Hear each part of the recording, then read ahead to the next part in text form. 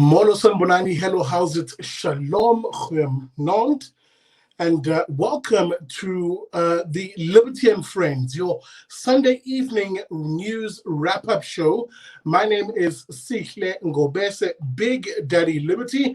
Yes, welcome, good people. I'm going to give it a moment for people to stream in. I know you guys are migrating from carte blanche to me. Appreciate that.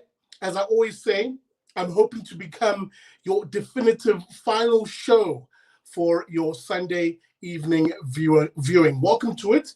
Welcome, welcome, welcome. If you're joining the stream, a reminder, as you join, hit that like button.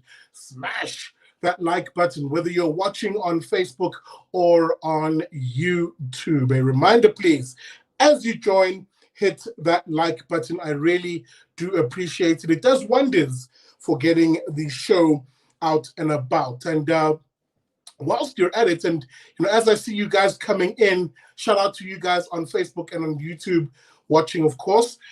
Share the link. Have your friends join us. I mean, I'm sure there is a lively conversation happening amongst you from what you would have watched on carte blanche. The mainstream media is finally catching on to an issue that we've been discussing for quite a while. In fact, I discussed this very same issue, I think 2 weeks ago, when I had my guests, Roman Kabanak and Gideon Hubert on the show, where we spoke about the absolute collapse of the South African police services, not because of any external factors or the lockdown or blah, blah, blah. No, a collapse precipitated by them and their incompetence as a management team in that institution. And it's an incompetence, by the way, which serves the political elites, because if you can have a corrupted, failing law enforcement agency, then those corrupt and crooked politicians get away with nearly anything and everything. So I hope you got to see exactly in more lucid terms what has been happening in the South African police services, where if I have my facts right here, for the months of January and February, not a single piece of forensic evidence has actually been processed in that institution. It is nothing short of a collapse. And again, who gets shafted and who bears the brunt, who pays the cost of the failure of the state? It is you, the faith, flag, family, and freedom type South African. So shout out to Carte Blanche, man, for finally catching on and doing an episode on this. Just a reminder, guys, if you want to support the Big Daddy Liberty Show, it's very easy.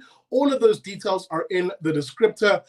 As little as between 20 and 50 Rand a month is more than enough to help support not only this channel, but help me hire people who will be assisting with the production as we, as we look to launch some really interesting and cool stuff insofar as campaigns on the show. But let me not waffle on, as I see my guests are rearing to go in the little software tab that I have here. Just a quick reminder again before I bring my guests on, please smash that like button. I'm seeing an audience of just under 250 collectively, but my likes are not quite there, guys. Please hit that like button. It really does help push this show out. With that being said, welcome to it. This is Liberty and Friends. I'm going to bring my guests on. As always on Liberty and Friends, I bring on my friends, if you will, inverted commas, people who run the spectrum, if you will, of intellectual diversity, from liberals right up into your anarcho-capitalist. So let me bring them on in the order that I have it on here. In fact, the first name closest to me is Phil Craig. Phil Craig, of course, is a familiar amongst a lot of people. Phil, of course, is the co-founder of the Cape Independence Advocacy Group. Phil, good evening. Welcome to Liberty and Friends. Hi, Sile. Good evening. Nice to be with you. Excellent. Good to have you with us on the show. The next face that I see on my software list here is Amy Clare. Amy Clare, of course, is a content producer at the Institute of Race Relations, and is someone who we've actually seen on the show. I just forget which vlog, where we went to the union buildings. They have a campaign running, of course, called the #Stop Citizen Abuse campaign. Amy, good evening. Welcome to the show. Thank you for having me.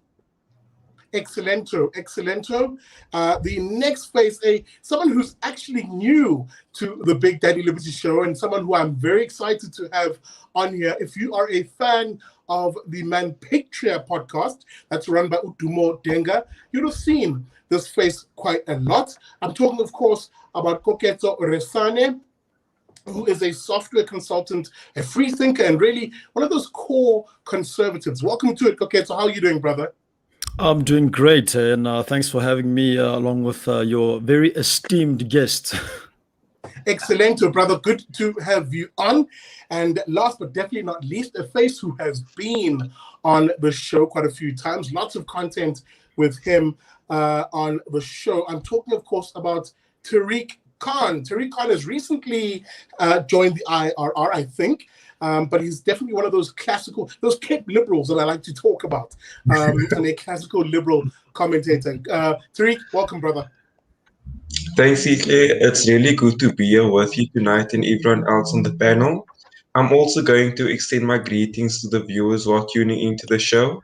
I think that it's been a year since I last appeared on your platform, and it feels really good to be back. Absolutely, brother. Good to have you on. Guys, we're going to jump straight into it. Remember, on Liberty and Friends, I invite you, the panel of, guys who are interesting thinkers, whether on social media. Some of you are writers in, various publications across the country. And what we do on the show, as we look at the news week that was, and you guys provide the analysis and we chat about some of those issues. Guys, perhaps one of the more dominating issues of the week, and perhaps the past 2 weeks, was the funeral and the planting of the late Zulu King. That's King Goodwill Zwelithini Begu Zulu, who was laid to rest, of course, in Nongoma. Talk to me, guys, because we've already had an episode on here where we discussed that and the intricacies, around it.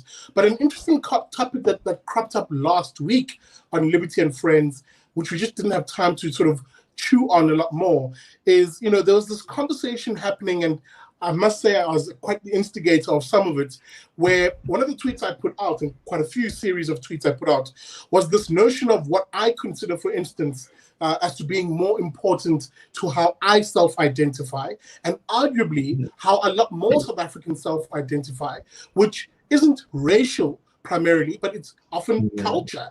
And a debate between culture and race then started sparking up.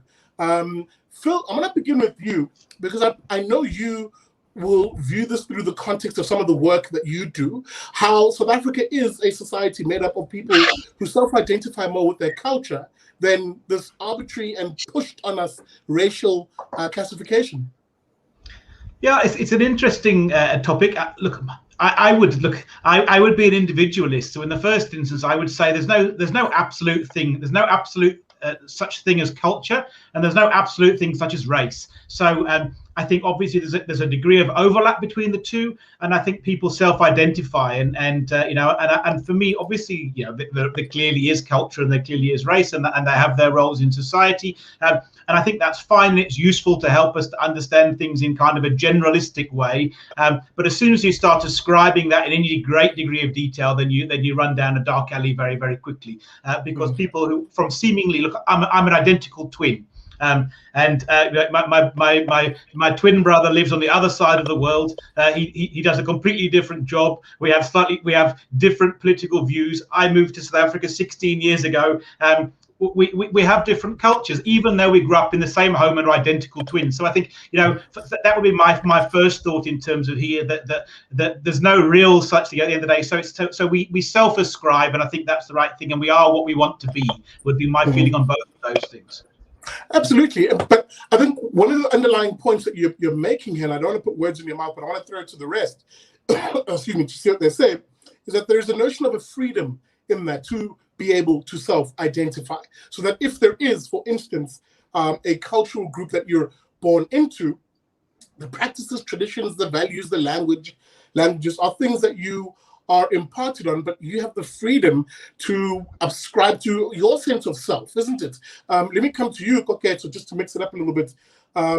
Your thoughts on this, because the major fight I had, for instance, and I was being a little trolly, but also it stands true, is, and the statement that sort of caused the ruckus is, I said, don't call me black, I am a Zulu, because to me, Zulu has much more meaning insofar as how I've been raised, what I'm comfortable with, and has a stronger sense, elicits, a stronger sense of identity when I talk about that. But it's definitely not something I will use to maybe mobilize people around. Your thoughts? Yeah, I think I tend to agree with you there. If I can maybe just rewind it a little bit, I think we get it right when it comes to religion, particularly some of your more common religions. I'm talking Christianity, Islam, Judaism, even. We get it right there in that people, once they subscribe or ascribe to a particular religion, they're very easy. They find it very easy to identify with that religion and actually group themselves among that, because there's actually a common set of principles. We don't really have a common set of principles across, people of a particular shade of skin tone, for example. Mm-hmm. So when you actually bring it up, I would tend to agree with you on that, in that it makes more sense to say, as a Motswana man, these are the principles I then inherit from my parents and from people who are also Botswana, for example. So I do tend to agree with you on that, in that it's definitely something to have as a cultural identifier, and it's a lot more potent than race as well. Going back to the religions too, I mean, part of mission work is to actually go out into the world and spread your religion. But I don't think there's ever a limit imposed by any religion to say, if you're going to be a Christian missionary, you should actually limit your outreach to those of a particular skin color. So we definitely get it right along religion, and I believe it's something we should actually keep in mind when we have these debates. Absolutely. Let me bring you in. I'll come to you just now, Tariq, because there's a particular question I want to ask you, if I'm to be brutally honest, on this topic, because I know you'll chew on it quite nicely. But Amy, let me come to you, because again, and this will be directed to you and Tariq, because often race is the most predominant metric that is thrown at us, especially by the mainstream generally, because in the mainstream we have had and we see an adherence to the idea that race is the be-all end-all. For instance, with you being a quote white, because it's always race and gender, so a white woman will be told that those features just immediately imbue a way of thinking in Amy Claire. And even as the critical race theory types will say, they'll say they even imbue an inherent racism to you. You and Phil are just racist because you're white and you have white privilege. Am I wrong here, Amy Claire? How am I wrong? I'm supposed to be a Karen because I'm a white lady, so... Sure, I both agree and sort of disagree with Phil a little bit. I think that we are influenced by our cultures, but we also influence our cultures. And it's a very, very interesting thing, especially in South Africa, because I feel so privileged to have grown up in South Africa, where we have so many different cultures. Because to come back to Zulu identity, I remember being fascinated by learning in a book at school that in Zulu, the way you say "I hear you" is "your words have reached my ear." Am I correct, Zihle? It was in a book. This guy says, "Your words have reached my ear," and I thought that's amazing, because in English you say "I hear you," and the emphasis is on the person who's hearing. And in Zulu, it sounded like the emphasis was on the words, and it just took on a whole different life. And I thought that's amazing that every language expresses a philosophy of that people. And so in South Africa, we get all these different philosophies, and that's an incredible privilege, because it means we get to see the world in this multifaceted way. We don't have to see it with this sort of narrow view. We're very, very privileged. But in terms of race, and specifically the term white privilege, I think when race comes into political rhetoric, it's not about cultural differences at all. It's about getting people excited and aggravated and finding an easy baddie. And I think particularly that with the phrase white privilege, and I really find that phrase irritating because I think it's very unspecific and unhelpful. Because if you look at South Africa, so 1994, more white people have got the wealth than black people because apartheid favored white people. But as time goes on, you hope that that disparity the gap becomes smaller and we maybe have a more equal society. But due to bad economic conditions, very much caused by bad policy and corruption and bad governance, that gap actually seems to be increasing this time. And if you just say, oh, it's white privilege, well, that doesn't tell you the cause of the problem or the solution to the problem. So it's an incredibly unhelpful saying. And I do think I'm privileged because of my cultural heritage. And if I had to describe for myself how I'd want to explain myself to the world, my main identity would be to say that I'm my parents' child and I'd want to identify with the values they've given to me. And I feel privileged because I've had those values passed down to me. And that's my cultural heritage. And it doesn't have very much to do with my race. I think it has more to do with my parents' religion, with their philosophy about life, and their attitude towards other people. And that doesn't have a lot to do with the level of melanin in my skin, I hope, because, Now, let me jump in here. And Amy Claire, just a word about your line. It's very jumpy. Maybe try to get the family off the Wi-Fi for the next 45 minutes. Tariq, let me bring you in to this conversation because, again, this is something you've experienced yourself, especially as a quote-unquote Cape Coloured. We're often told by the race merchants, the race grifters, as I like to call them, that you all know they'll say, race is the most important determinant of who you are. If you are a coloured, you must say certain things. You must talk a certain way. How dare you think a different way? If you're black, they'll tell us that you too must stay in your lane, as they used to say in the Jim Crow South in America. If you're white, you have all of these immutable characteristics such as racism and blah, blah, blah. Your thoughts on this? So, CK, my thoughts about this are really easy to grasp. And it's based largely on the principle that everyone is an individual. I advocate firmly for individuality, and it's the idea that people are really different from one another, and everyone in their own special way is also very unique. So I don't really support this. So I don't really support the divisive behavior that we see from certain segments of our society.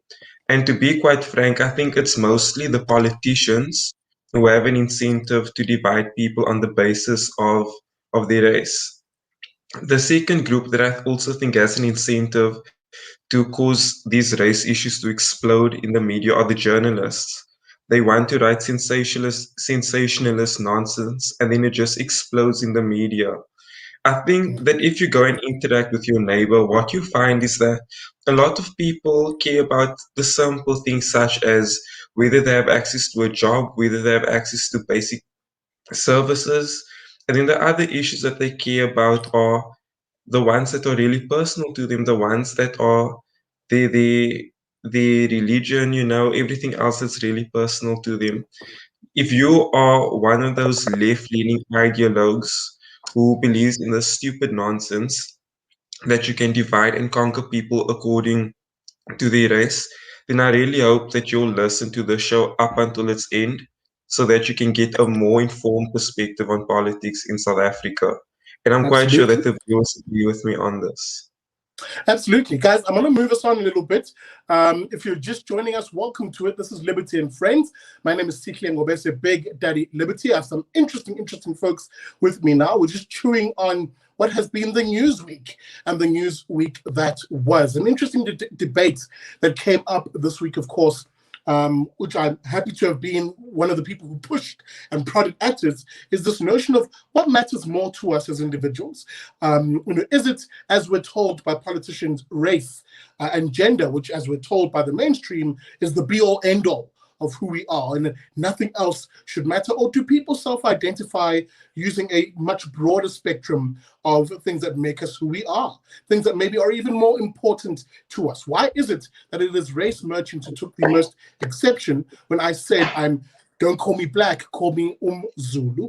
But I'm going to move this conversation along, gentlemen and lady, to something which, again, and I'm seeing a smile by Phil because I want to begin with him on this one. Phil, one of the big headlines this week, 6 municipalities in the Western Cape say enough is enough, and in conjunction with the provincial government in that part of the world say, we are going to leave ESKOM and load shedding, and we're going to go it alone in that part of the world. And if you saw that particular piece, just to give some quick context to the viewer, those 6 municipalities are Drakenstein, Mossel Bay, Overstrand, Saldanha Bay, Stellenbosch, and of course the Swartland municipality, who are now part of this program called the Municipal Energy Resilience Project that has been launched by the provincial government. Now, Phil, I'm going to come to you, because you have been an advocate for perhaps things exactly like this, the idea that the various regions in this part of the world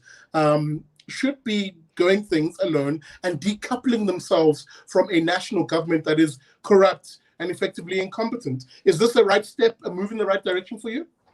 So look, this is music to my ears, and I definitely want to talk about it, but I was smiling about something else, and I just want to throw one last thing on that last comment. Sure. When you said, listen, you know what, describe me as a Zulu rather than as a black person, and actually, I've long felt if you want to prove to people that affirmative action and BEE is a load of nonsense, stop ascribing it on the basis of race and start ascribing it on the basis of language, and you'll soon, people will soon see through it in a way that they could never possibly can when it's in race. But anyway, that's just that's something just to dwell on. Coming back to this, look, of course, yeah, from our point of view, you know, for those that aren't familiar with the CIAG and our work, we are of course advocating for Cape independence, but purely on the basis of pragmatism. We are not idealists who somehow want to not be part of South Africa. We just are people who recognise that South Africa is committing suicide and has no intention of turning itself at this point in time. And unfortunately, us in the Western Cape, we didn't elect the government of South Africa, and we have no way to unelect South Africa. One of the sad things is South Africa has exactly the government it elected. So all we can do in the territory where we elected a different government is to try and break free and to take responsibility for ourselves. So this kind of de facto independence is absolutely fantastic. Look, and you know, it's fantastic for those municipalities, of course, and it depends to see what that can be seen. But it also, one of the things that's really sad is it just shows how easy it would be to fix these issues. You know, between the municipality creating this at municipal level, between power ships coming in. I also read that Stellenbosch University this week announced that offshore wind could potentially produce all of South Africa's electricity needs. And I think it just comes back to this point that our electricity crisis is also self-manufactured and actually can be solved. It can't be solved instantly, but it can be solved very, very easily if we just get out of our own way. So in terms of this, it's great that the Western Cape is stepping up and taking responsibility, because obviously the national government isn't. Absolutely. And just apologies for you seeing that I'm off, excuse me, off camera. I'm just quickly fixing something in the background. But Tariq, let me come to you, because, you know, this is a conversation which has, again, Phil has been someone who's been pushing, prodding, and even placing pressure on the ruling elite in that part of the world, the Democratic Alliance. Besides that, your thoughts on the greater autonomy, if you will, of different regions, and what are your thoughts on federalism generally? Sidley, I think that South Africa really needs more federalism. One of the reasons I support federalism are because it insulates different spheres of government from the failures of government at the national level. I really think that the move towards great independence from ESKOM is a testament to how federalism can be used to promote development in our society, despite our country's political leadership at the national level. I think that in order for South Africa to thrive, municipalities and provinces have their own autonomy. I think it's so concerning that the government is planning to centralize the national police. What this means is that provincial authorities and local governments will have less say in combating crime, and this is obviously a really stupid decision because using a single policy onto every community in the country. And this is really stupid because context differs according to region, according to municipality, according to province. And it necessitates a very individualistic approach to dealing with these issues. South Africa needs more federalism. And let me bring it in because, again, it ties back to ESKOM. I mean, the whole impetus around why these particular municipalities and the Western Cape are going in this direction is that because the national government, the centralized, massive, bureaucratic, almost zombie-like institution has become absolutely abusive to the ordinary citizen. And it does require a local leadership, a local base, even communities themselves, to start asking themselves questions. How do we protect ourselves from that clearly failing national project of, more central control, more government control of things, and of course these massive debt-ridden state-owned enterprises? ESKOM in and of itself, let me just quickly add something to this because I want you to chime in. Here's a service which is now going to be procuring, there's good and bad here. So on the one side, ESKOM says, well, we know we're terrible as an organization. We know we have a 400 billion rand debt bubble, which in and of itself is enough to sink the country. But hey, at least you're paying more for electricity that you're not getting, right? That being the first thing that they sort of weirdly parrot and say, well, at least we cut you off every now and then and still bill you for that. But we're now going to be using those extra funds that we're squeezing out of you to buy these, to rent these 3 ships, which will be docking in Saldanha, PE, and in Richards Bay, that will provide an extra 2,000 megawatts. But it is a little too little too late, isn't it, for that citizen who's abused by ESKOM and the state? Is my line okay? Because it was a bit jumpy earlier. Better. Can you guys hear me? Okay, great.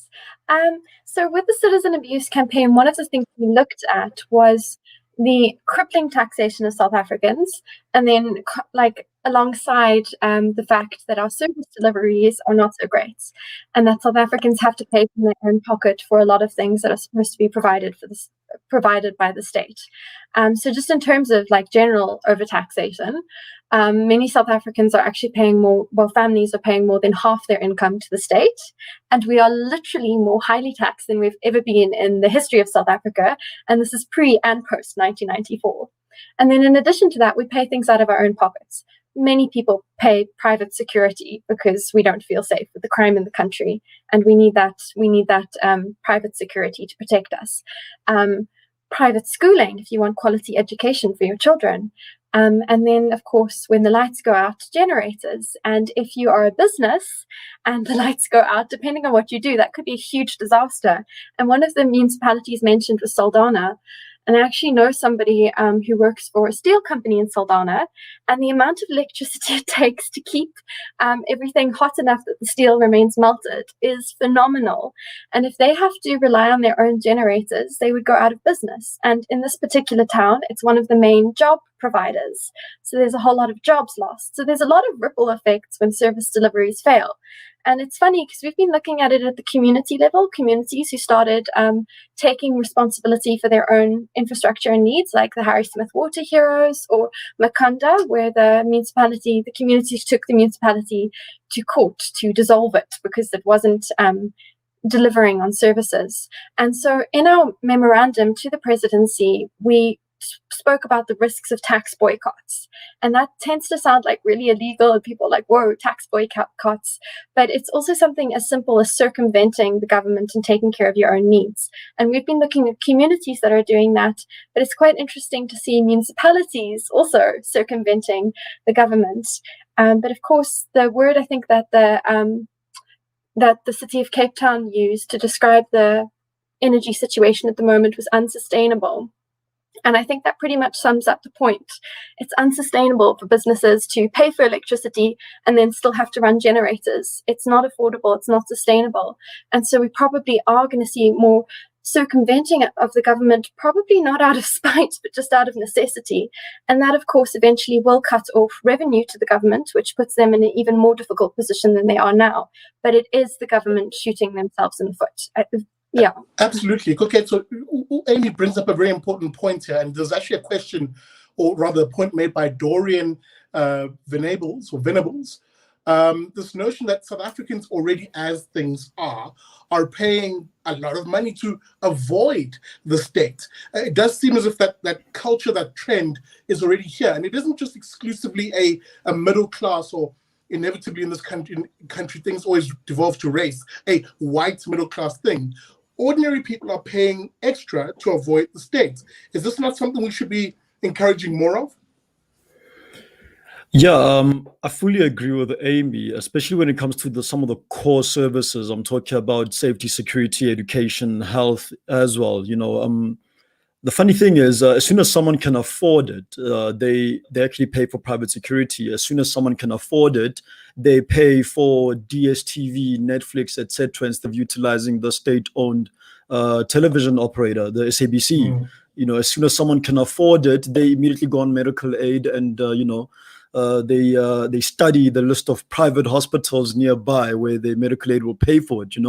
So yeah, that really just does show that over and above everything, despite what numbers say, despite what government officials say, despite what we hear in budget speeches, there's just a general lack of trust in anything that is run by the state, whether it's your own safety or even your child's education. So yeah, I definitely do agree with Amy. And if I was to advise anyone, yeah, definitely, as soon as you can, for the safety and the sake of you and your own family, do what you need to do to ensure that you give you and yours the best life possible. If the common thing that we're seeing now is, I was driving a friend in Pretoria West last week, and yeah, we were visiting someone else who, yeah, my friend didn't know this person, but we get there and it's a gated community where there's little clusters of homes inside one big gated community. The entire complex, they have their own park inside. And I was just telling her that because my friend was not from South Africa, I was just telling her that, hey, as soon as you can, if you're really looking to buy even property, the smartest decision is to do a community like this. Yeah, you'll have a smaller yard in your own house, but at least there's a local park nearby where your children can safely play. And the security at the gate knows that, don't let children outside and don't let strangers inside, because no one trusts the police to actually police, if I can put it like that. So yeah, at the very first opportunity, yeah, for your own quality of life, you're taxed up to your neck, but over and above that, you need to actually dedicate portions of your income to,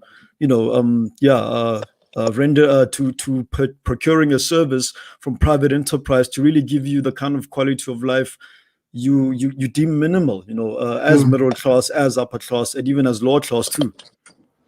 Let me come in here and Phil, I want to put something to you, and it will be an open question after Phil gives his thought. This, for me, therefore, is the central point. And Koketso raised it. It's this notion that it is those who can afford it who are able to move and migrate to private services, which either replicate or actually do what is meant to be. That's a separate debate done by the state, right? And so far as the state having made its responsibility, so health, education, safety, and security, for example.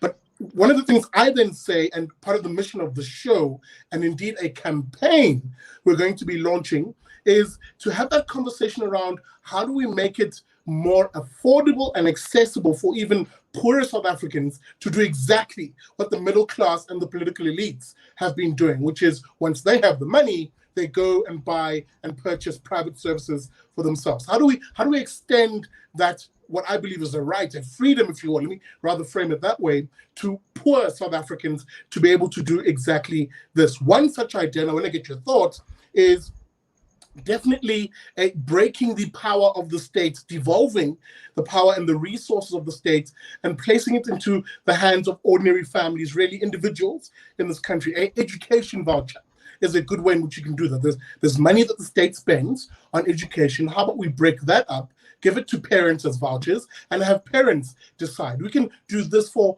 not only education, healthcare, and even other things. Your thoughts on this? And would this be the kind of thing that a society you envision in the Western Cape would be founded around, these liberty principles?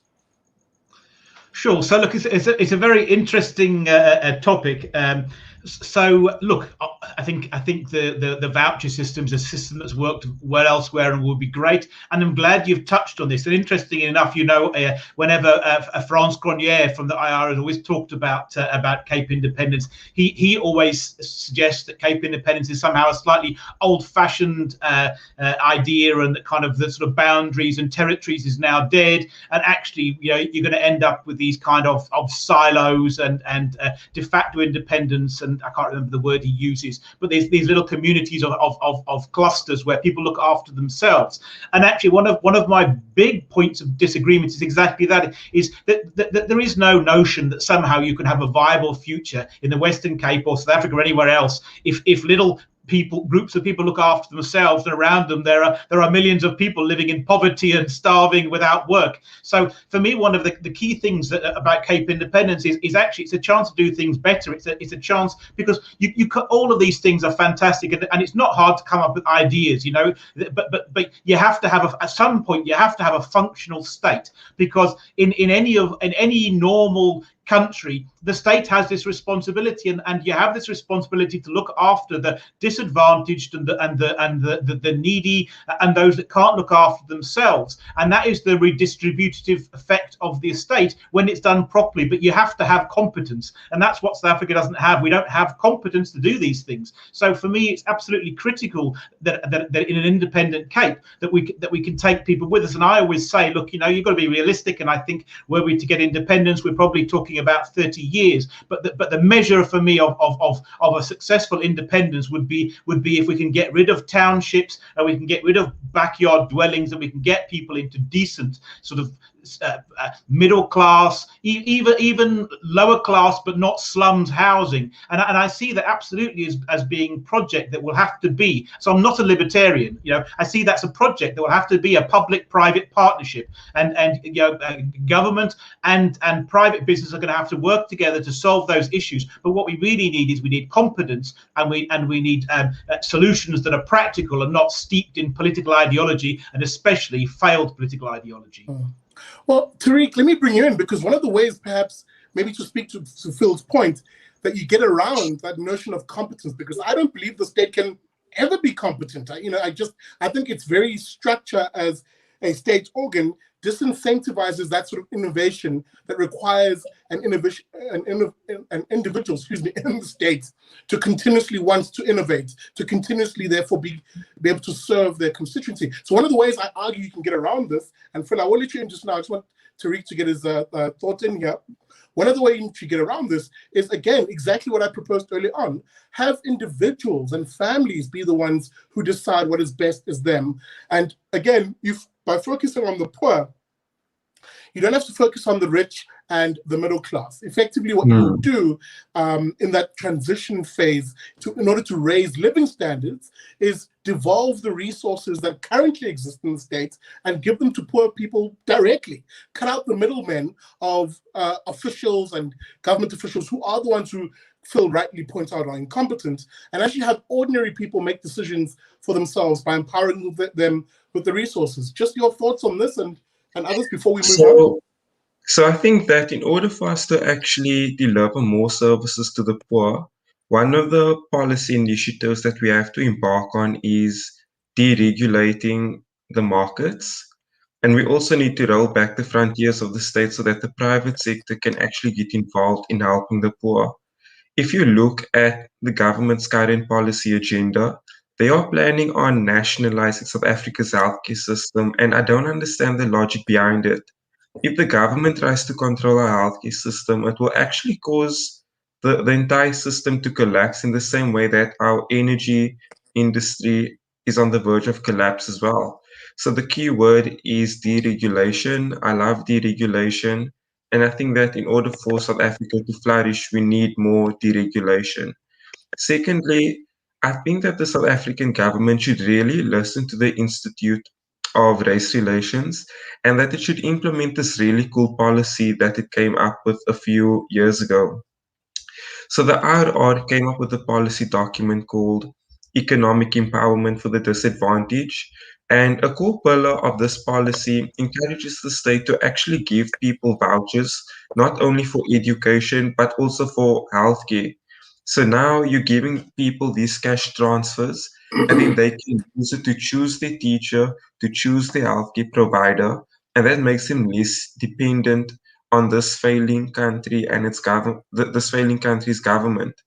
And then I also wanted to make a comment that might link to Phil's experience in the UK. So Phil, you know, in the UK, that is the country that had Margaret Thatcher. And I really think that what our country needs at the moment is its own Maggie Thatcher as well. If you look at what happened in the United Kingdom before Maggie took over, you'll actually notice that there's a bit of similarities between the country's experiences.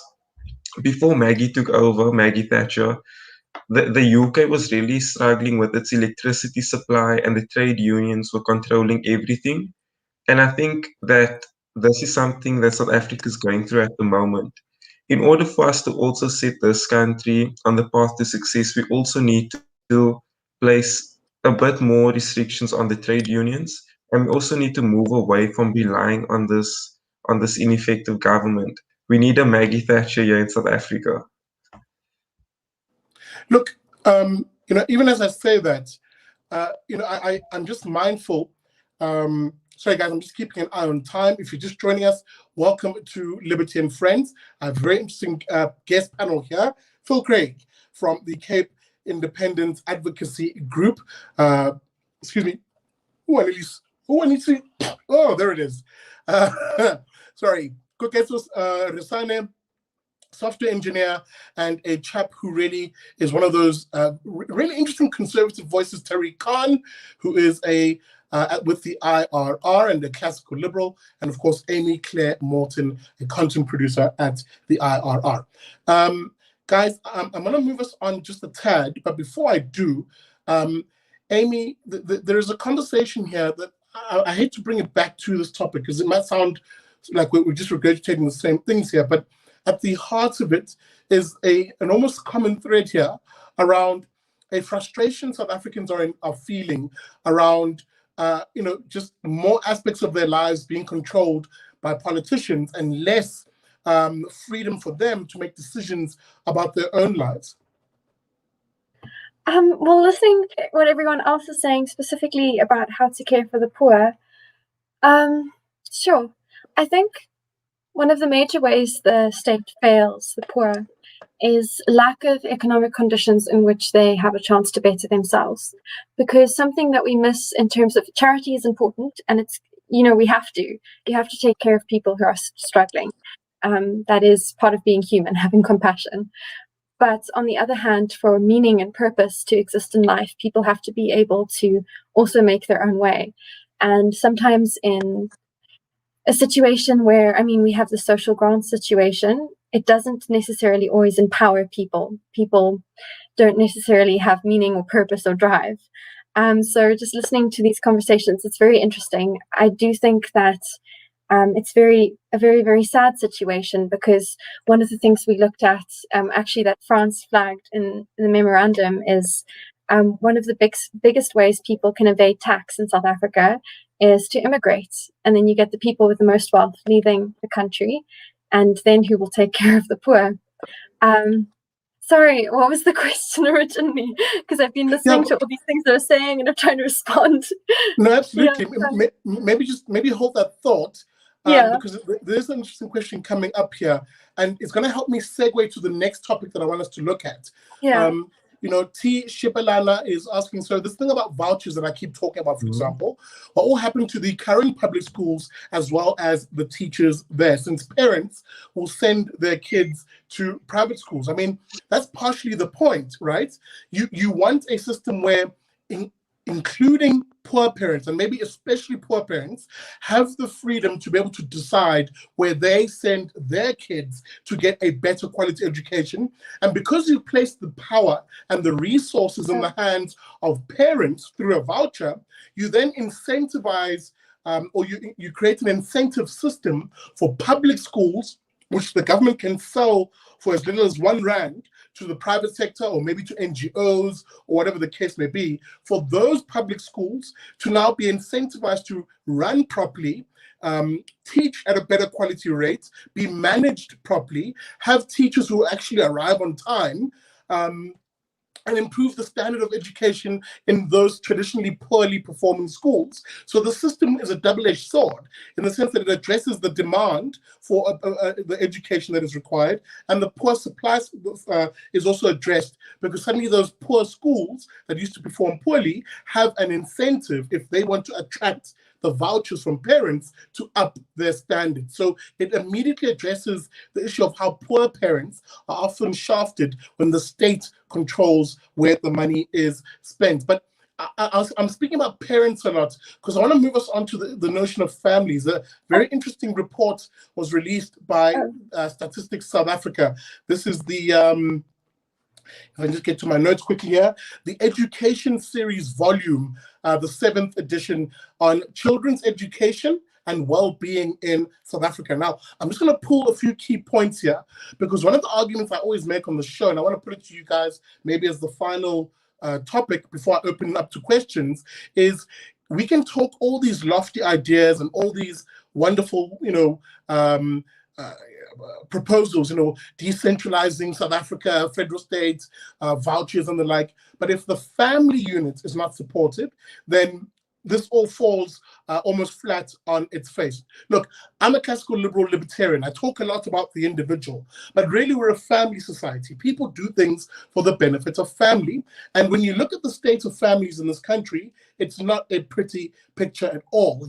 Here's some of the stats that came out of this particular piece of research. The research, which was conducted in 2018, revealed that a majority of families had twice as many children living with their mothers compared to those living with their biological fathers. So mostly single parent mother-run households at a rate of 76% for single mother households, and 36.4% for single father households. With this, among the various population groups in South Africa, only 31.7% of Black children are raised with their biological fathers at home. Guys, this is a massive, massive, massive problem in terms of it replicating social ills and social issues that we see play out in our communities. Koketso, I'm going to come to you first this time on this issue. Your thoughts on this, and again, the disintegration of the family unit. Yeah, I think that disintegration is pretty much linked to each and every single one of our broad-scaled problems. If you look at people who grow up with both parents, they tend to do well even in school. Yeah. Just having that support from home from both parents actually does a lot, especially for women. There's a lot of talk about women empowerment, etc. But actually, when a girl has a father in the household, that somehow inoculates her from making bad decisions that ends up with her fathering children with bad men as well. So this is now where the conservative in me really comes out, in that, we taught conservative values of, work hard, start a family, and basically marry someone you love and then start a family. When you take that away to just, don't start a family and just have children, that sets you back economically. And, it's not a child's fault if they're born into a family that can't afford to give them, the best that life has to offer. But, when there's two parents in the household, in this day and age, you're looking at potentially two incomes, and that does go a long way for the child as well. So these are all things which you can never really fully measure because it's just too broad to measure. But the real world results are there. If you look at people who are successful in the real world, a lot of them have both parents, and that's really the kind of things we want to measure. And until we get that right, I don't think we're going to solve many of today's problems, not just at an economic level, but also with things regarding gender-based violence, alcoholism, etc., etc. Absolutely. Phil, I must come to you because you guys obviously advocating for a free, independent Cape. This is an issue that you also have to be able to articulate as to how you address, given the breakdown of the family unit in poorer neighborhoods in particular, and that does have social effects. For instance, the single motherhood rate, especially when it's single mothers raising young boys. We're seeing those young boys looking towards gangs, for instance, as a source of positive, in inverted commas, not really positive, but male affirmation. You know, they find themselves falling into that gang culture, simply seeking that male affirmation. Are these some of the topics you guys think about? What are your thoughts on this? How do we rebuild the family? So, okay, interesting. What is as the independence movement? No, it's not something we particularly deal with because we try to be a single issue organisation because we draw support from across the political spectrum. But personally, it's something I feel very strongly about. And with this, I'm with Koketso. I'm a conservative, and interesting enough, I tweeted something. I just found it on there because I saw this thing, and I tweeted, fathering or conceiving children you can't properly care for should be as socially unacceptable as rape. And for me, as you were talking, I wrote in capital letters, what we're missing in South Africa is accountability. We don't hold people accountable for their actions. And I can't remember who says it, but you divorce people for the responsibility for their own actions at your own peril. I can't remember who the quote is from. And I think that, look, in terms of breakdown of the traditional family unit, that isn't specifically a South African issue. That's a global issue. If we look at divorce rates, and we're not going to reinvent the wheel, unfortunately. It would be. I wish we could. So we are living in a new reality. But that doesn't mean that people shouldn't be held accountable and must be held accountable. And that's a real issue that we have from here. And there are so and that starts with social responsibility. I don't have the key to those things, but I do think it starts from, for me, I feel passionately about that. I have raised 6 children. 2 of them I biologically fathered, and 4 of them were other people's children that I raised. And of those 4, and this was specifically about black children, but let me tell you, I raised 4 white children that were who all had contact with their fathers, and not one of the fathers paid for their children. So this isn't just something that's confined to, it might be more prevalent in the black community, but there is a lack of accountability for people who don't take responsibility for their conduct, and I think it is something that we have to address. So that's, I'm definitely conservative. No, I don't blame you, because I think, and I've said this before on the show, guys, South Africans by nature are actually a rather conservative society. I say this as, in the sense that there is a strong adherence when you look at the data for people saying that absolutely we need to rebuild the family, and specifically bring the father back into the household, because it does have impacts. I mean, these figures that I was citing earlier on are important to know, because there have been various studies that show that fatherless children, that fatherless children suffer more than their peers who have a father figure at home, being at greater risk of academic and even social struggles. Tariq, let me bring you in here, because I don't know where you were raised in Cape Town, but we see this, don't we, on a real level. This isn't an academic topic. This really does affect people. I mean, even amongst your peers, I can tell you from my own experience, those of us who had fathers, those who didn't, there are those little nuanced differences between us that have impacts on our life opportunities. While listening to the other speakers discuss this topic, I saw a comment, I think it's by Yolanda, and she spoke about how South Africa needs to teach its men how to be real men and how to move away from toxic masculinity. And Yolanda, if you're watching this right now, you should know that I fully agree with you on that. There are so many social and economic consequences that come from not having a father figure or not having a stable family. You find that children get poor grades in school. They are more likely to participate in crime. And I think that that's really bad, So I think we really need to go back to the basics when it comes to rebuilding our society. And we should try to encourage families to stay together and to provide with the children with the stability that they need in order to succeed. I often say that there really is a huge disjuncture between the issues that the politicians identify and the issue that we identify in our own communities. They are always busy losing their minds about racism, about sexism. They're not really concerned about the most important issue in our society, which is that our families are completely falling apart. We really need to encourage people to keep people accountable for having kids.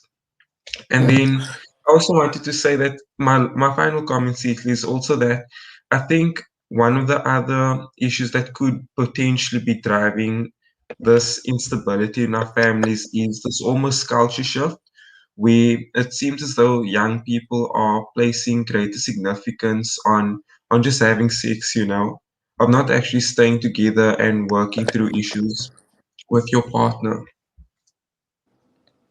Let me jump in here because, and I'm really sorry to my viewers. We're running out of time. We're in the last 5 minutes here.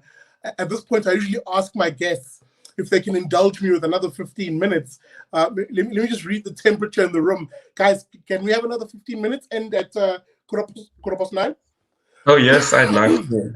Thank you. Let me bring in another facet here, which is often missed, but it had a massive impact on what we're seeing today. Our history as a country, especially in the Black communities, one of the reasons why also that the Black family has broken apart, because yes, nuclear families are very much historically a feature of what we were. Let me speak, for instance, in the context of Zulus, in a cultural sense, and other groupings, they were very much nuclear families, whether polygamous or not. But one of the things that broke that was colonialism. And when I say this, please don't roll your eyes. I'll substantiate my point quite openly. You'll see exactly what I'm talking about. One of the first pieces of legislation that broke the South African family was the hut and pole tax, which was introduced by the colonials. What this tax basically did was it introduced the notion of people who had always lived on land, worked that land as cohesive families, that they now had to pay a tax that they never had to pay before to the state, to colonial officers, in order to keep that piece of land, or whatever the case may be. So what you saw happen as a trend was that for the first time in our history, for example, as Zulus, young men were removed from the household in order to go work in what was then the burgeoning mine industry and in the manufacturing sector in the Vaal, in order to make money to then come back home and pay this tax. This, of course, was the hut and pole tax of 1910, before the Land Act was, codified in 1913, because that's often the one that people focus on. But actually, it was, it was actual state policy that saw the breakup of the families. Now, if you have that sort of trend of young men leaving the home, including even the fathers of the home leaving the home to go work in a migrant labor system, over time, over generations, it creates a sense of this is normal to see men leave the household, and that women should be the heads of house, or rather should run households, when historically that wasn't perhaps the case. So policy does play a factor, doesn't it, when it comes to things as basic as the family unit. Amy, I'm going to bring you in because I didn't give you a chance for you to have your say, but we talk a lot about the family unit, or as we talk a lot about individuals as liberals, but really we're a family society, and it's often families that bear the brunt of bad policy by the state, as I brought up right now in the colonial example of that now having had an effect even hundreds of years down the line, where we normalize the notion of there being no father, but actually there's a policy origin to it. Yes, I'm going to link this back to citizen abuse. But first of all, I wanted to just say, I think my biggest privilege is not being white. It's having two parents who are able to emotionally invest in me despite being very busy trying to provide for us. So I think that is the biggest privilege anyone can have. Absolutely.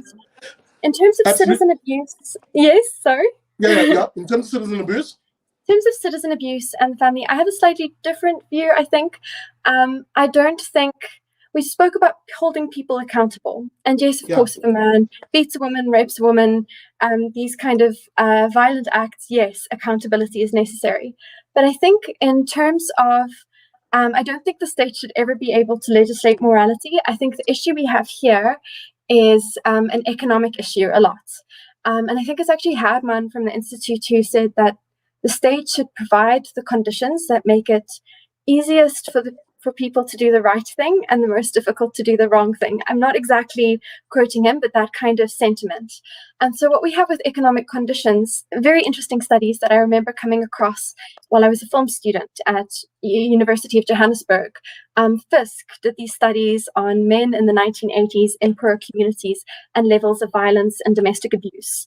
And his findings were very interesting, that he said that men who got to pursue careers like to be doctors and lawyers were able to feel a sense of meaning and purpose, whereas he said men in poorer conditions had no vent or no way to feel. It comes back to what Yolanda said about masculinity. There's no process of becoming a man or feeling validated. And so this study was actually in relation to the popularity of action films in the 1980s or TV programs like The A-Team. And he said, no, this is an event for testosterone because these people don't have enough meaning and purpose in their lives. And in this sense, what the situation in South Africa with single mothers looking after families is a kind of government abuse, in that the economic situation is such that now you have women heading households on their own, and they don't even get the time to be emotionally involved with their children because they have to work. And a devastating story about this was when I was a teenager. I live in an area where there's a tea garden nearby, and you get to know people, you become familiar with security guards. And my mother one day went there with a friend to have coffee, and the security guard, who's a woman at the gate, at the boom, looked very sad on that day. So my mother asked her, what's wrong? And she said, my daughter lives in Mpumalanga with her grandmother, and today I got news that she's been raped, and I'm stuck here, and I can't be there for my daughter. I'm stuck here. And that is an example of the situation that is created by this economic turmoil. I don't know what else to call it. We have these women working in a different province from their children. She doesn't get to be there for the birthdays, for the big events. She has to be working. She has to carry this burden on her own. And then, of course, as Koketso said earlier, there's women having fathers to have that sense of validation and respect for yourself as a woman has a huge impact too. And I would definitely say, in terms of education, your ability to succeed in the world very much comes from what you learn at home. If parents have to work so hard, strange night shifts, and have to work in different provinces, children are denied that learning at home that makes it possible for them to step out into the world and say, this is who I am, and this is what I stand for, and this is how I'm going to live my life. And yeah, just linking that back to education, it's a huge problem because I have a cousin who is a teacher in a plattelandse dorpie, and a rural town, and Right. she says a lot of the children say, why must they get matric? Because there's nothing for them when they finish school. And it's a town of people who live on social grants. So in terms of education and the family units, the economic situation, I think, greatly contributes to the breakdown of families, to levels of violence from men towards women and the abuse of women and children. And just a sad thing, another sad story that I'm sorry to tell, but in my first year at university... sorry, I must just quickly interject, Amy, just for the sake of time.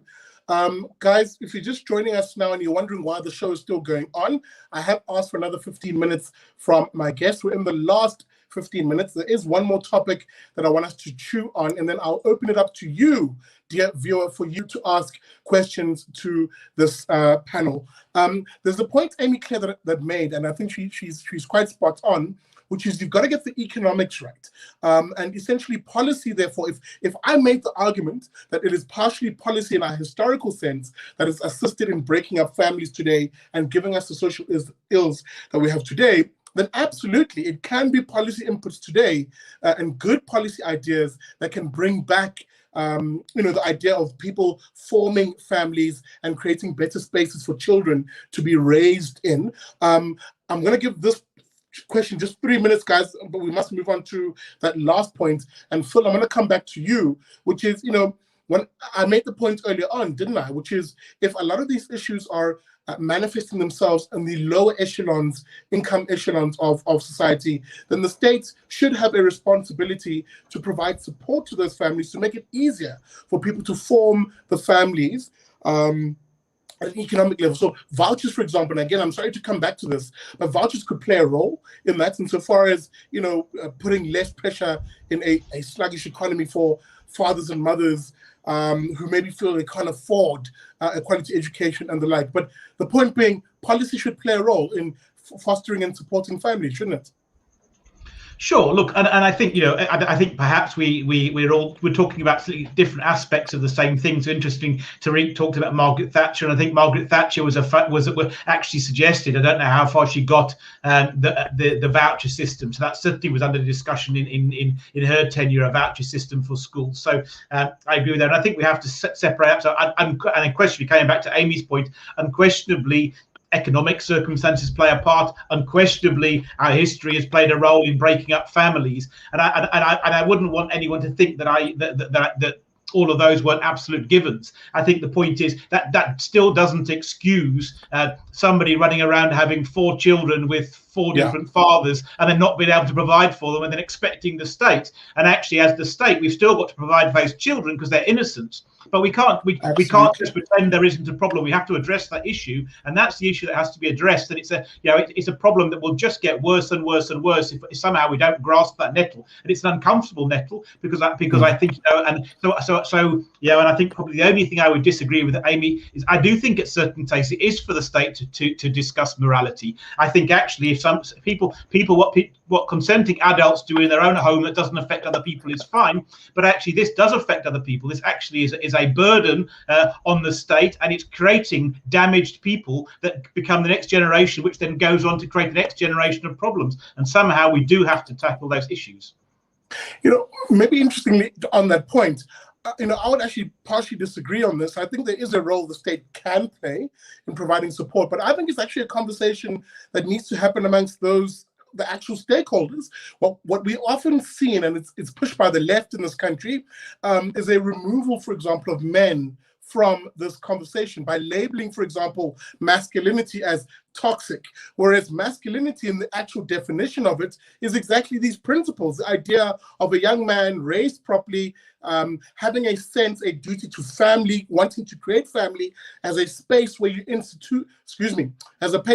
a space where you pass on values, traditions, and norms that create that healthy society. But often what we've seen is an attack on this notion in and of itself, and therefore the conversation not even happening in communities amongst actual stakeholders, and then often people looking to the state to fix a self-created problem. Koketso, your thoughts? Yeah, sure. Yeah, I mean, there's like two sides of the same coin here, really. But I would tend to agree that the state definitely does have a role to play, primarily because, remember, we elect leaders and they tend to drag their morality with them into positions of power. So, if we had a polygamous former president, for example, so, when it comes to state spending on family units, on children and the likes, on social grants, he'd be more open to increasing budgets around those and sort of understanding what it's like to be a man with 20 children.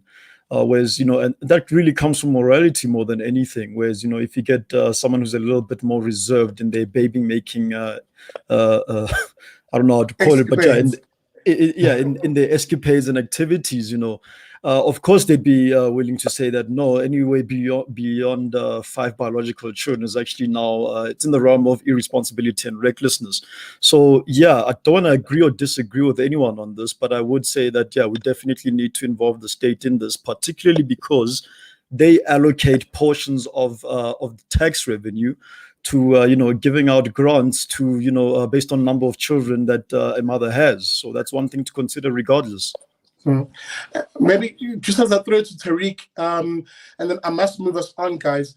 I'm not necessarily saying that it's the state that should lead the conversation. In fact, I would want the state to be at the very back. What I'm arguing for is actually you would have a stronger rebuilding of the family unit if you allowed at a community and family and individual level ordinary people to lead the conversation around, well, how do we rebuild the family? What is masculinity? What is the role of a man in the family? And where there are those men who maybe are unable to play their role after accepting it and after being the norm in a community, maybe the state can assist in that regard. But actually, the real conversation should happen amongst individuals and communities. Tariq, I don't know, where do you lie on this before I move us on?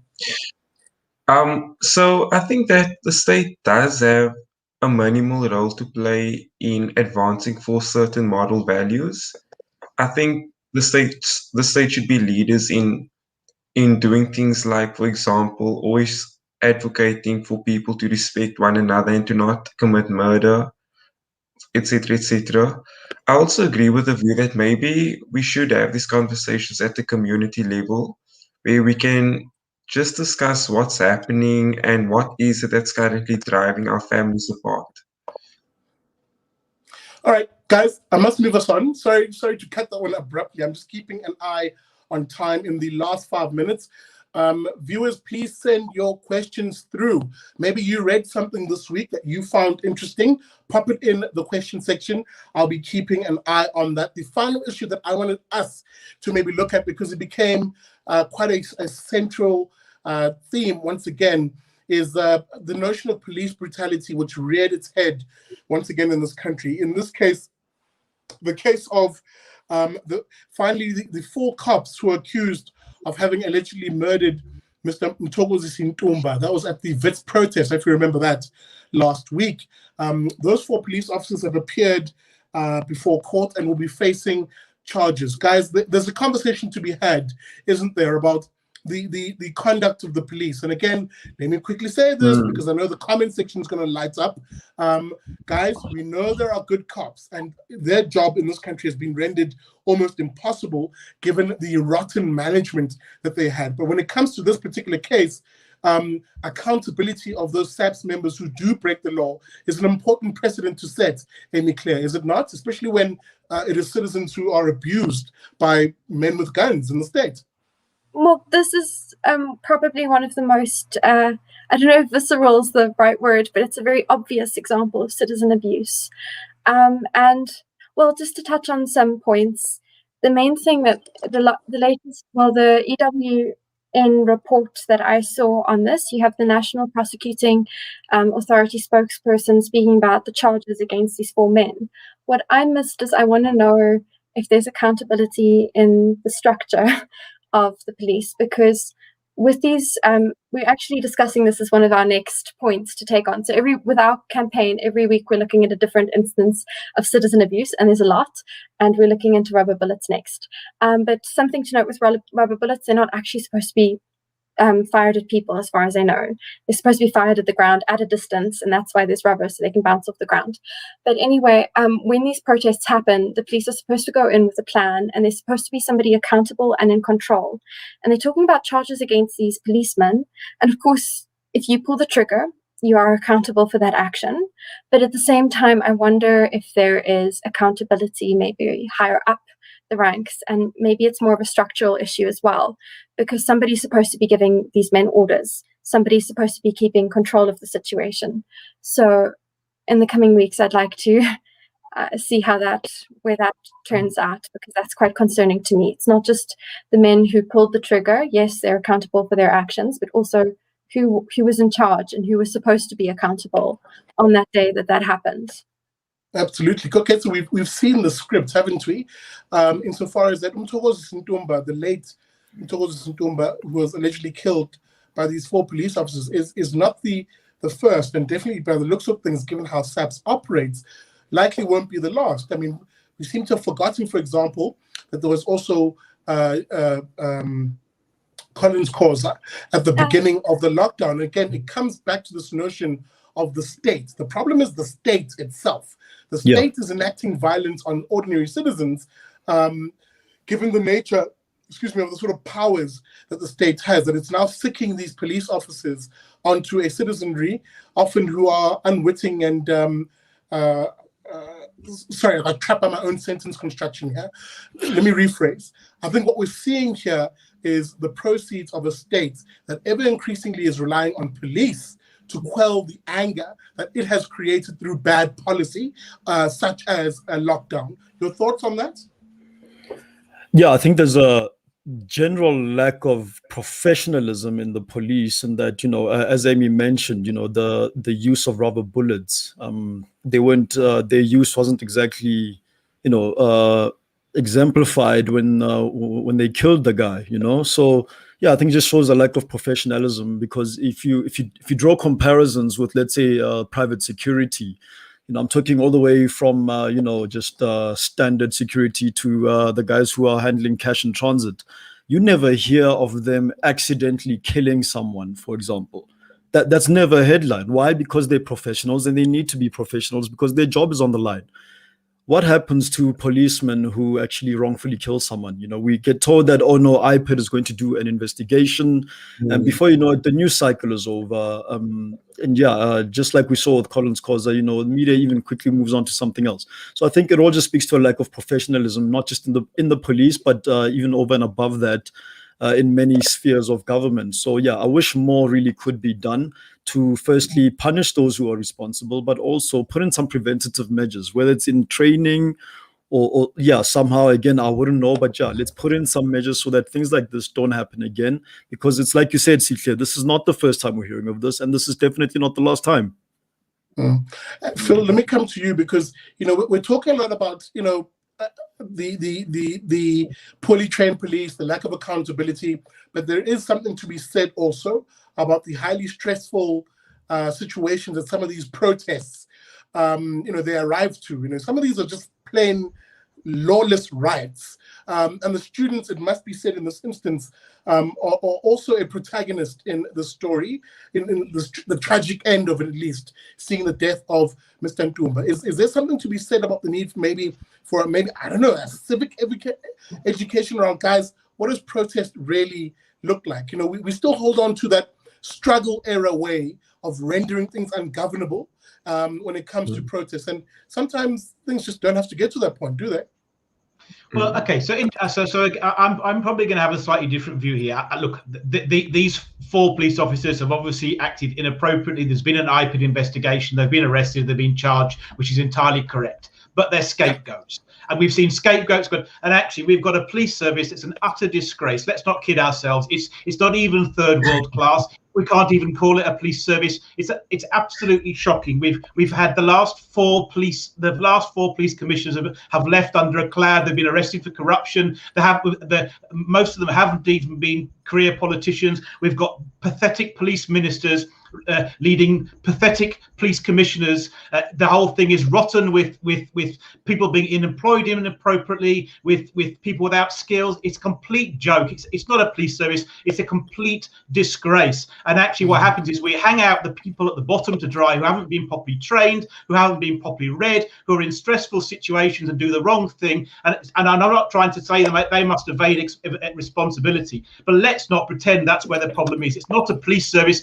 Actually, in many countries, the leaders will be taken out and shot at dawn. They are an absolute disgrace. And absolutely. Interestingly enough, coming back to Cape Independence, let me tell you, the first battle for Cape Independence is going to be over control over the police in the Western Cape, and it's coming soon. Behind the scenes, there is a massive battle coming, and the Western Cape, with absolute universal support, is about to try and take control of the police away from the national government and deliver it to them. It was in the manifesto of the DA in the 2009 election. When we polled, we find there was 75% support amongst people to take authority away from the government, and there is organisations amassing in the background, and there is going to be a push for a referendum to take control away from the national government and to hand it to the provisional government, budget and all, so we can get rid of this utter disgrace that's a police force. It's not a police force, it's a joke. Absolutely. Wow, you've hit that point nail on the head insofar as I was going to ask us the what do we do question, but exactly we had this chat at the very beginning. Guys, I'm just keeping an eye on time. We have run over even the grace time that you've given me. And with that being said, maybe let me just apologize to my viewers for us going over time, and I won't be able to get to questions to you guys, but I have been seeing the comments. I have been putting them up here. maybe as a final, let me give each of you an opportunity, the final word, please.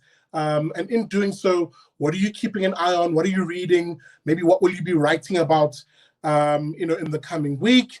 And how do people reach you on social media? Tariq, let me begin with you. So at the moment, I'm just trying to keep track of the developments that are happening politically. I'm looking at what bills are appearing before Parliament and what side the various political parties are taking place. People who are interested in engaging with me can find me on Instagram, Twitter, and Facebook. At the moment, I am writing a couple of op-eds that are centered around political and economic freedom, and that will be released through the IRR in a few weeks' time. It was really nice to be with everyone on the panel and to engage with some members of the audience. While participating, I was also speaking to some of them in the comment section. Excellent. Thank you very much. Amy, let me go to you. What are you going to be looking at in the upcoming week? What are you reading? What are you going to be maybe writing? And how do the people reach you on your social media? Sure thing. So first of all, we're still focusing on citizen abuse. So every week it's a new issue.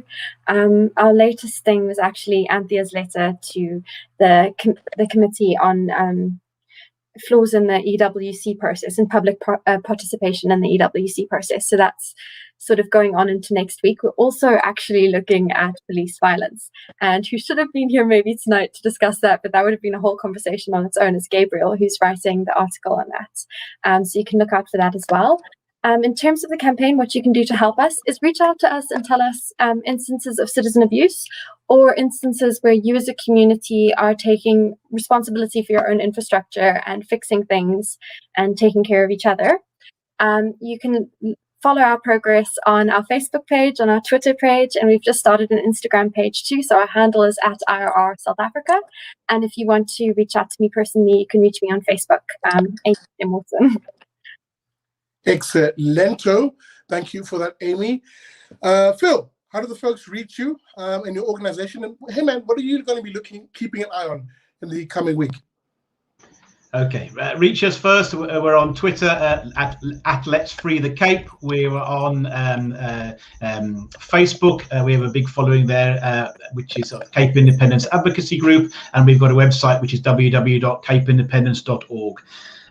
What am I writing about first? Ironically, I'm writing about the DA's struggle to balance its needs in the Western Cape with the fact that 2/3 of its voters lie outside of the Western Cape, and we're writing about independence and how the independence can be at a provincial level, but it also can be at a municipal level, and we're suggesting that the DA would perhaps look to find ways to divert taxation from national government to provincial government through tax planning and through that even at ward level they also perhaps start to. So we're always trying to egg the DA on to be much more aggressive in the policies that are required.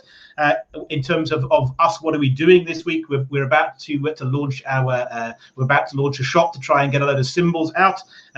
Funnily enough, we're doing a lot of work behind the scenes on the police. That seems like everybody is. So this is the hot topic, which is great news. We're now starting to get a plan together for the elections later this year. So they're the three things we're working on at the moment. Excellent. Thank you very much, Phil. Last but not least, Koketso, firstly, thank you for joining me on the show. First time on the BDL show, brother. But what can we expect from you, or what are you keeping an eye on, and how do folks reach you on your social media? Okay, well, I'm a simple guy, so it's Koketso Resane on Twitter, Koketso Resane on Facebook as well. DMs are open, so yeah, there's that. I've started writing actually on the non-necessity of state-owned enterprises. I started writing, It's a bit too long, so I'm busy squeezing it down before I submit it for potential publishing. And as for what I'm reading right now, I'm a history fanatic, so I'm actually reading up on North Korea's leaders, both the current Kim and his father. So yeah, that's what I'm busy reading on right now. Very interesting characters there. Absolutely, absolutely. Guys and lady, thank you very much for joining us on the BDL show, specifically Liberty and Friends. Have a blessed evening to you all. And Thank you, dear viewer, as my guests just exit the screen here. Thank you for watching. I mean, it's been an absolutely fantastic show. A reminder to you that you can support the BDL show. All of those details are in the descriptor of the video. And please, guys, I really, really encourage you to support. There are some massive campaigns that we're going to be launching this year, stuff that I know you're going to like because they're going to include you. So look forward to a campaign called Love Your Country that I'll be launching, which will see us, the BDL fans, the faith, flag, family, and freedom types, hit the streets of this country and begin to inject the ideas that I often talk about that will create a property-owning, prosperous, free, and non-racial society. So I hope you guys are excited about that. We're doing the legwork for that. More information will be coming pretty soon, but it's all made possible by you guys who contribute to the show financially. So super thanks to that. Before you leave, please hit that like button and hit the share button. Please get it out to all of your friends so they can actually watch. Guys, with that being said, thank you so much for watching. I will see you on Wednesday for the Big Daddy Liberty Show. A reminder to you to never trust a commie.